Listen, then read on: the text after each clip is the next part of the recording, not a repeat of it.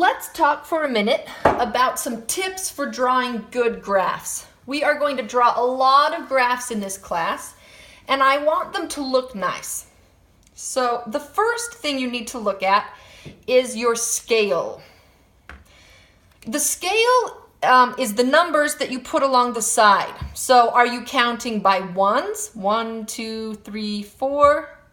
Or are you counting by fives? 0, 5, 10, 15, 20. The choice of what numbers you use are called the scale. The general rule for the scale is you want to make sure that all of your data points fit inside of the graph. You don't want one point that goes off your paper or off of your grid. But the other rule is that you want to take up as much space as possible. If you finish your final graph and the entire graph fits like in the bottom corner, this is not a good scale. Okay, look at all of the wasted space that I didn't use on my graph. I want you to waste as little space as possible. What that means is you want to pick a scale that fits the graph, but that also stretches it as large as possible. And sometimes this can take a little bit of trial and error as you just try to figure out what scale is the best. Also, another rule when you're actually drawing graphs in class, you do not have to label every line. That can be tedious and hard to read. But you do need to label enough lines that I can figure out what scale you were doing. So notice, I'm going to count by tens, but it's every other line.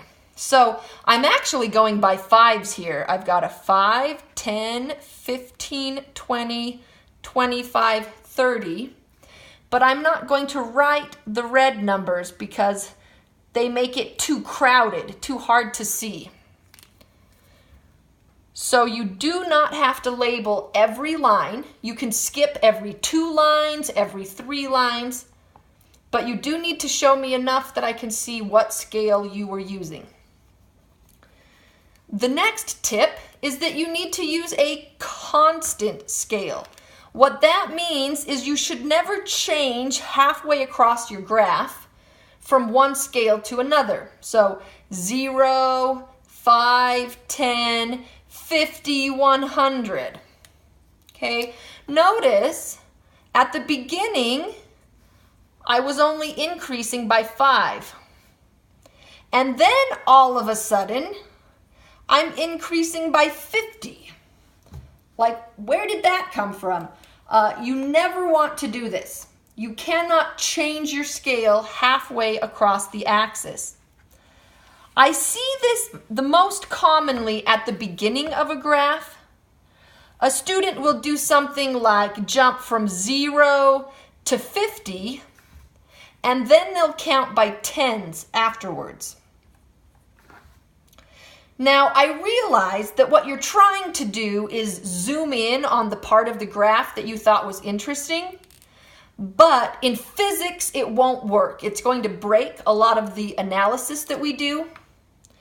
So notice this jumped by 50 units at the beginning, and then after that, it only increased by tens. You've just changed your scale, you've broken the graph. So never do that in this class. Finally, let's talk about including the point 0, 0. The reason this point is important is because there are graphs that when you draw them at first, you're going to think to yourself, hey, that looks like a straight line. But if the point 0, 0 is supposed to be included, notice that's going to drop your graph. Instead of a straight line, it's going to have to bend down to hit the 0, 0 point. All of a sudden, what used to be a straight line is now a hill. So this is why it's important to know, should I include 0, 0? Unfortunately, the only way to figure it out is to use common sense. What I mean by that is you have to ask yourself the following question. If the independent variable equals 0, do I expect the dependent variable to also equal 0? Let's look at an example. Maybe you are measuring the temperature of water at different depths. So, if the depth of the water is 0 inches, do I expect the temperature to be 0 degrees? Probably not.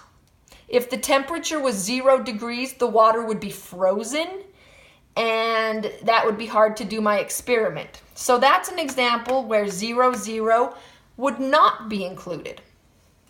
On the other hand, if you think about the Blinky car lab, if I give the car 0 seconds of time, do I expect the displacement to be 0 centimeters? Well, if you think about it, if the car has had no time to move, then it probably won't have moved anywhere. That totally makes sense. So we do expect both of them to be 0 at the same time. You always have to ask yourself when you're analyzing a data set, should I include 0, 0? If it makes sense, then go ahead and include 0 on your graph. And if that makes the graph bend, then so be it. The graph is going to bend. If 0, 0 does not make sense, then don't include it.